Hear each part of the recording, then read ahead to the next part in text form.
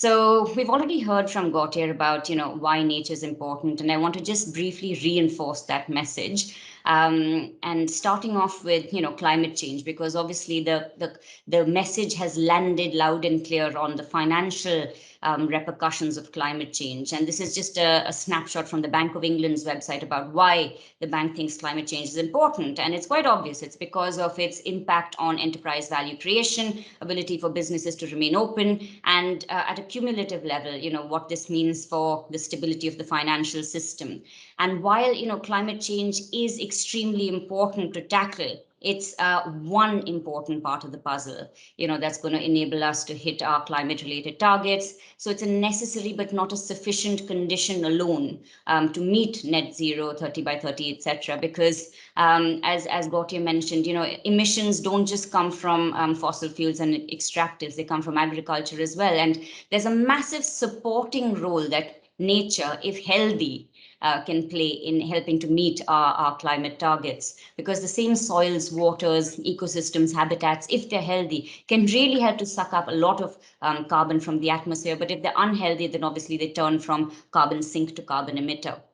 So what I'm trying to say is the same reasons that the Bank of England's outlined for climate change being financially material are the same reasons why nature needs to be deemed financially material. So that's what I'm going to talk about today. I'm going to briefly touch on the current state of play with respect to nature-related risks, and then talk through how the current state of play really can't last. So it's unsustainable to maintain this status quo because of the physical, systemic, and transition risks posed by nature-related risks, which is a nice segue and kind of paves the way for a case for the TNFT.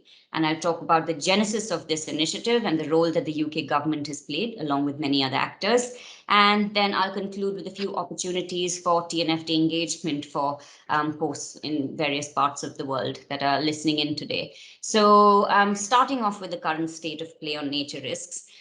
If we mention nature to a traditional banker, I know the tide is turning, but more often than not, their eyes glaze over, and it conjures up images of bumblebees and butterflies, etc., and dung beetles, because that's what nature brings up in their mind. And nature at the moment is absolutely invisible in financial risk analysis equations, reporting. There are a few common equations that I've put in here in terms of expected loss, risk-weighted assets, cost of capital, discounted cash flow analysis, etc., where nature doesn't feature at all. I'm not going to go into the technical detail of this, but essentially, as it stands, it's a massive blind spot in the risk analysis of institutions to not incorporate financially material nature-related risks.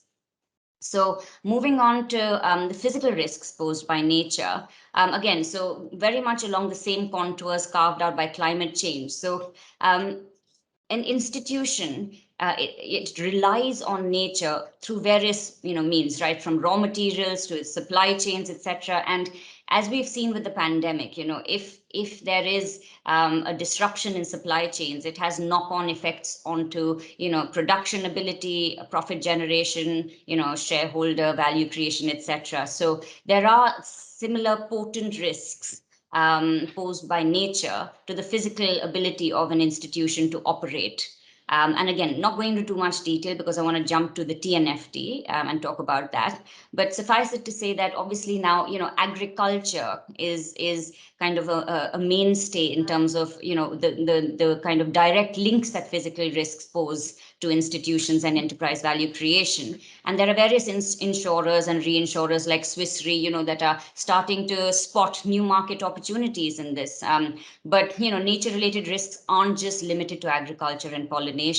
And this is a message that's been delivered loud and clear by the pandemic. This is quite an explicit screen, so apologies for that, but just want the message to land that, the pandemic isn't just a health risk. It's been perpetuated and crystallized by and accelerated by a systematic destruction of habitats and ecosystems. And so, and it's not just ENGOs that are talking about this. There are various articles published by the Financial Times and Bloomberg Green that talk about how this pandemic was perpetuated by natural degradation, and how to stop future pandemics by investing in the health of our ecosystems. And there are, as you can see, some in some key figures here about how much the pandemic has cost governments and economies across the world and impacted worker productivity.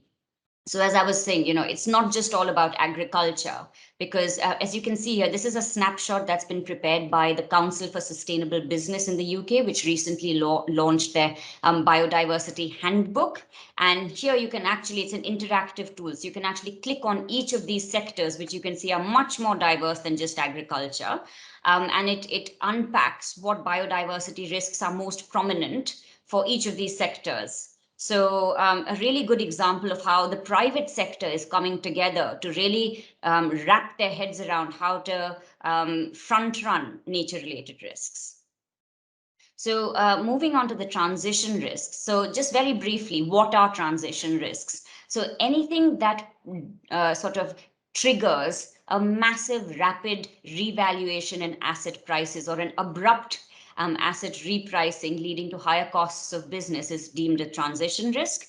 And we've seen examples of the transition risk on the climate side, in terms of the Paris, the SDGs, net zero, etc., which signal to the private sector and to, especially to banks, that the cost of capital for certain types of industries is going to increase because it's going to become more and more unprofitable to finance them because of certain policies and regulations. And it's not just policies and regulations that sort of bring about transition risk. It's also changes in investor appetite and consumer appetite, with the rise of veganism, the rise of stakeholder capitalism, etc.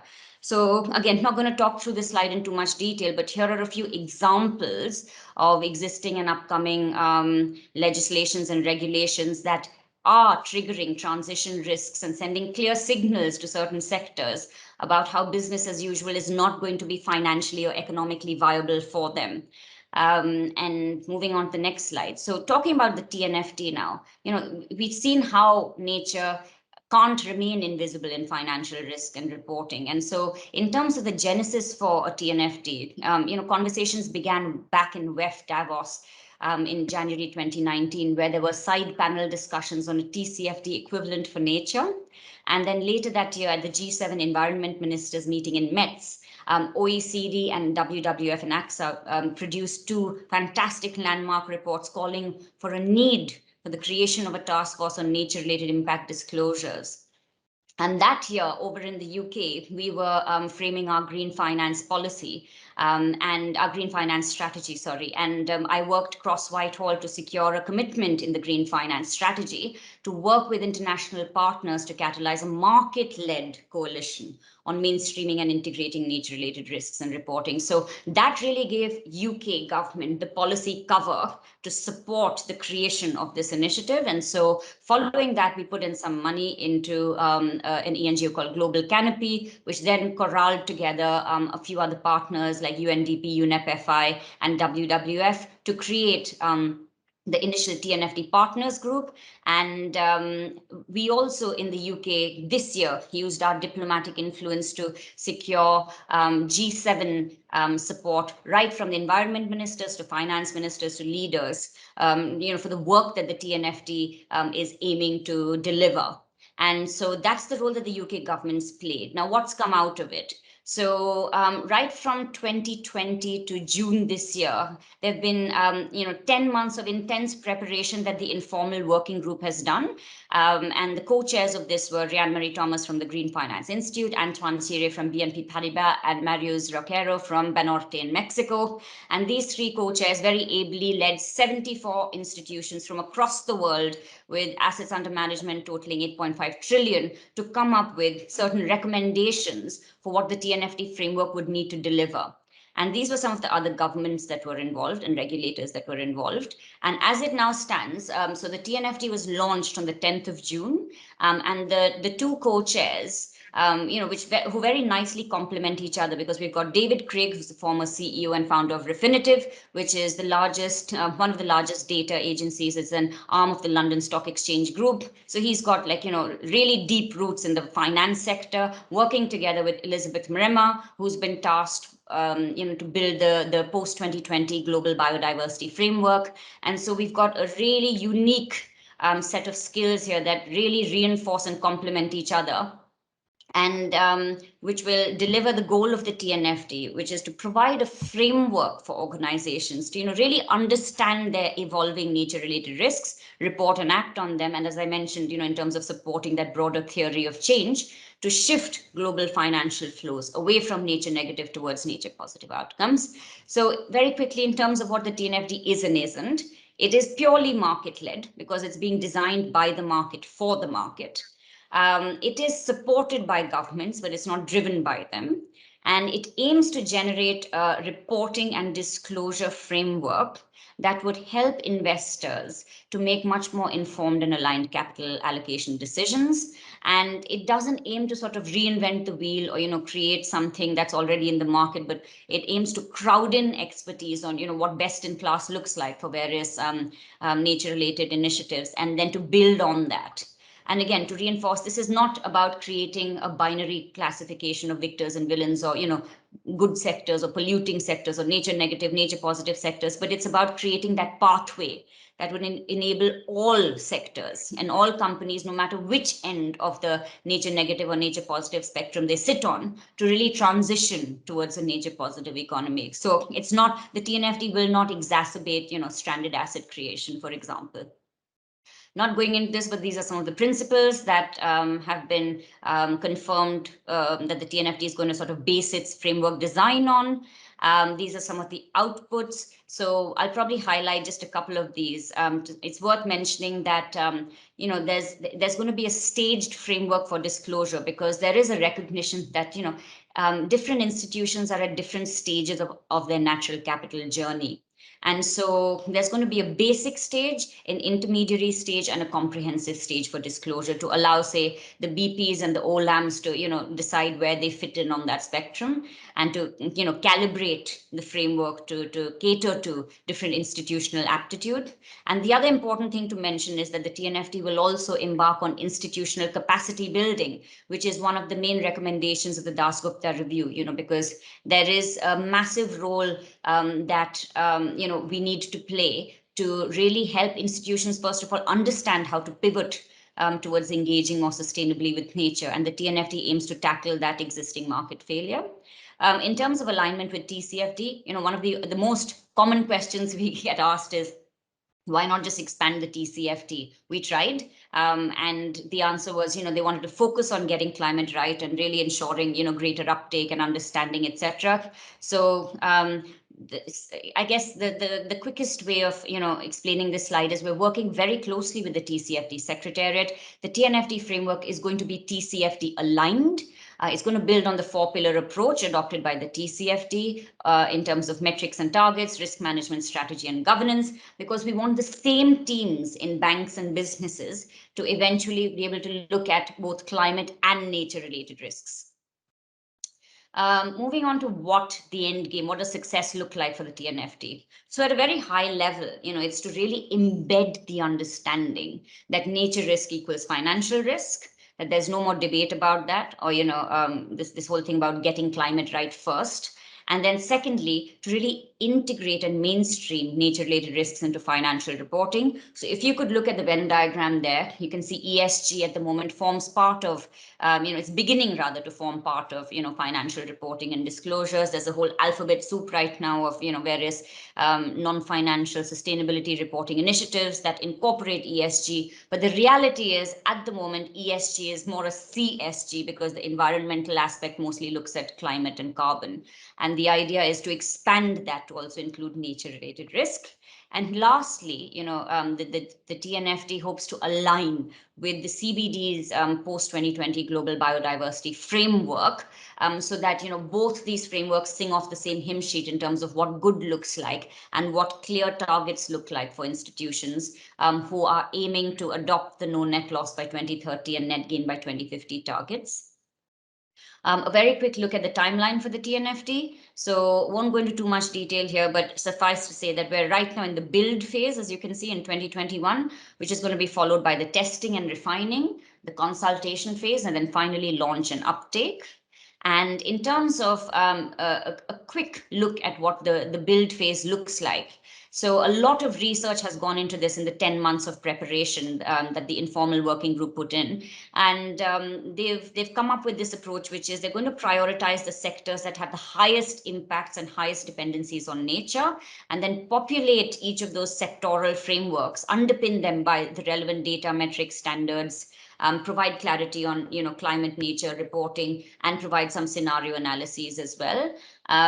This was the research underpinning the triaging of the sectors, and you can again see on the right here, I don't know, it's probably too small to read properly, but you can see that it's not just agriculture that is a primary target. It moves all the way from forestry, the usual suspects, all the way to banking and digital sectors as well. So yeah, everybody, every sector, or rather no sector is going to be agnostic to nature related risks. It's going to affect everyone. So but we can't sort of have a bite off more than we can chew approach, which is why we're targeting the sectors most at risk.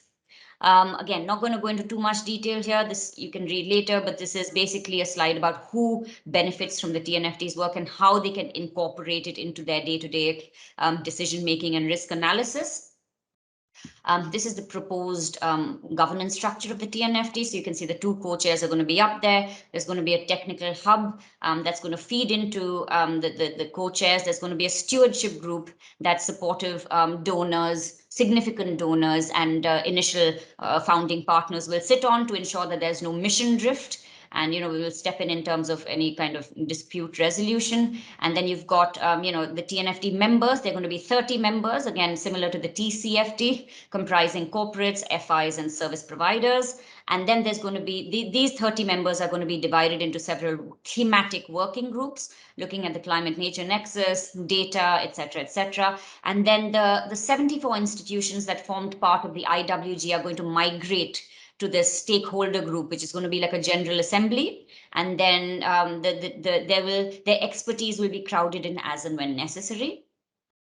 So last slide here, in terms of opportunities for engagement, and this is directed at the audience here today. I guess there are three main pillars for engagement. The first one is policy engagement. So if you work on anything related to climate and nature policy, and you think that the TNFT, you could help build a preparatory runway for the TNFT, then please do get in touch.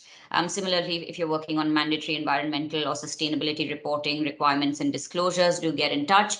Second one's on technical engagement. So if you're part of the NGFS's biodiversity study group, if you're working on the CBD's post-2020 framework, or the IFRS's ISSB, which is the International Sustainability Standards Board, then again, do get in touch. The TNFT is also embarked on a couple of regional sectoral pilots, starting off with food and land use, and more specifically on soy, the soy supply chain, and palm oil and seafood. So if you do think these pilots could be relevant to you, again, please do get in touch. And lastly, stakeholder engagement.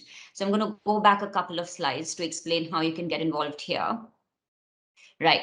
So in terms of stakeholder involvement, it would be fantastic if once the TNFT framework has been built, in your wherever you are sitting, in whatever jurisdiction, you could encourage strategic FIs and businesses that have a heavy footprint on nature, or that are exposed through their portfolios to nature risk, to really test the TNFT framework, because it's all about generating approximate learnings and then calibrating and fine tuning the framework, so that we can finally incorporate it into the framework, and so that when it's ultimately launched, and it's ready for uptake, that there's a massive amount of dry runs that have gone into it through piloting it through existing institutions. So I'll just stop there for Q&A.